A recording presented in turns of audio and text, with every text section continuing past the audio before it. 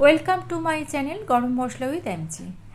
কেমন আছেন? এই কথাটা বলার মতো অবস্থায় আমাদের রাজ্যের ম্যাক্সিমাম মানুষই আর নেই। একটা ভিডিও করার জন্য যে মানসিকতা, যে শান্তির প্রয়োজন, সেই শান্তিটা মনে আর নেই। বাড়িতে ছোট্ট করে একটু মনসা পুজোর আয়োজন করা হয়েছিল, সেটাই আপনাদের সঙ্গে আজকে শেয়ার করলাম।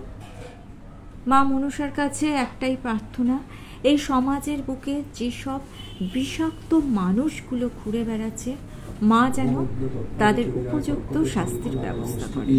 আজকে প্রত্যেকটা মেয়ে, প্রত্যেকটা বাবা মা তার সন্তানের জন্য কিন্তু ভীত সন্তুষ্ট। এই সমাজ আমরা চাই না।